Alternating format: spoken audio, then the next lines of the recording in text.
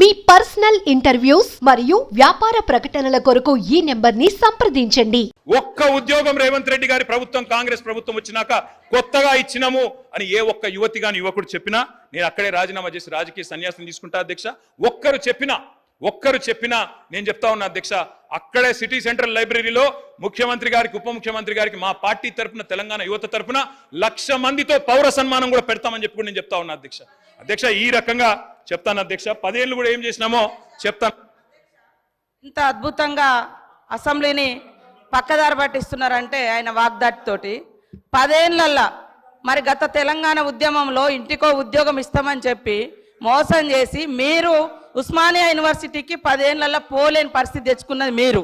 ఆయన చెప్పే ఉద్యోగాల కథ ఎట్లున్నదంటే కోట శ్రీనివాస్ గారి యొక్క కోడి కథ.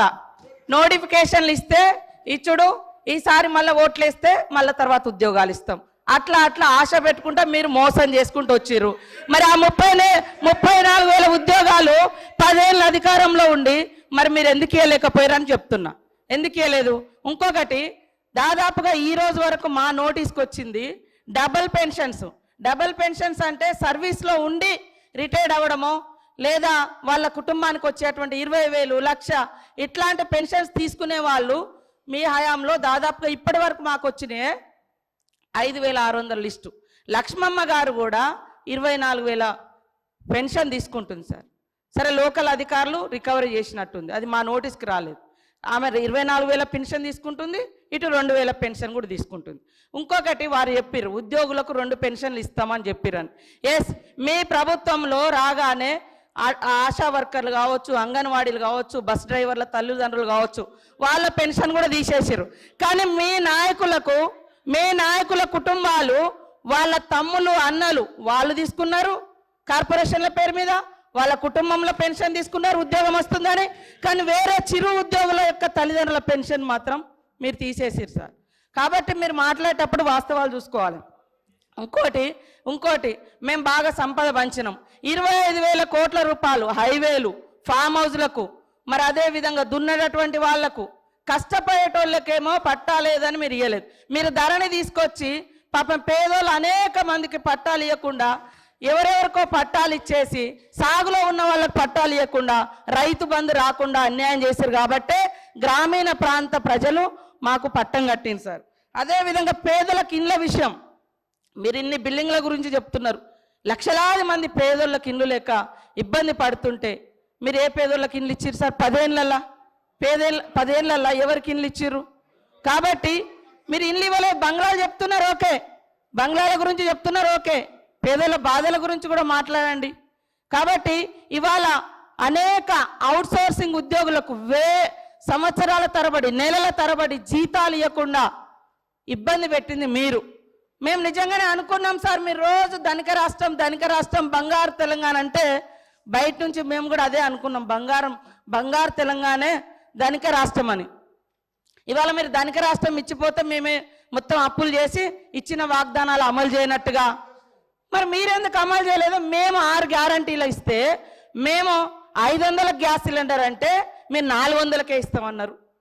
మేము 15,000 అంటే రైతు భరోసా, రైతు బంధు మీరు 16,000 అన్నారు. మరి అన్ని ఎన్నికల ముందు మీరు కూడా మేనిఫెస్టోలో పెట్టిరు. 10 ఏళ్ళు అధికారంలో ఉండి చేయలేదు, కానీ ఎలక్షన్ మేనిఫెస్టోలో మాత్రం పెట్టుకున్నారు. అంటే మీరు మోసం చేద్దామని కదా. మీకు వ్యవస్థ తెలిసి కూడా మేము బయట నుంచి మా ప్రభుత్వం ఆశతోటి నిజంగా ప్రజలకు బాగు చేయాలని మా ప్రభుత్వం ఇవన్నీ పెట్టినాం. మాకు టైం ఉంది, ఇంకా మాకు టైం ఉంది చేసుకోవడానికి. మీరు 10 ఏళ్ళలో చేయలే కదా. మీరు అన్ని పేపర్ లీకేజీలు ఇచ్చిర్రు, ఇండ్ల పేదలకు ఇండ్లు ఇవ్వలేదు. మీరు పెన్షన్ కూడా 57 సంవత్సరాలకే ఇస్తానని మీరు గతంలో 2014 నుంచి 18 వరకు అధికారంలో ఉన్నారు. 18లో మేనిఫెస్టోలో పెట్టారు. ఎప్పుడు ఇచ్చారు? 3.5 ఏళ్ళ తర్వాత పెట్టారు. అదేవిధంగా 2,000 పెన్షన్ కూడా ఎప్పుడు పెంచారు? మీరు అధికారంలోకి వచ్చినాక 6 నెలల తర్వాత పెంచారు. కాబట్టి ఇవన్నీ కూడా ఉన్నాయి. మేము అనుకున్నాం నిజంగా అద్భుతంగా ధనిక రాష్ట్రం ఉంది, రైతులకు ప్రజలకు అన్ని ఇద్దామని. కానీ 6 నెలలు సాధ్యం కాలేదు. కొన్ని మీరు రైతు రుణమాఫీ అని చెప్పి 8-10 ఏళ్ళు చేసిరు, అనేక విడతలుగా చేసిరు. మేము ఒక్కొక్కటి చేస్తున్నాం, ప్రజలు సంతృప్తిగా ఉన్నారు. కానీ బాధంతా మీకే కనబడుతుంది. బాధ అంతా మీకే కనబడుతుంది.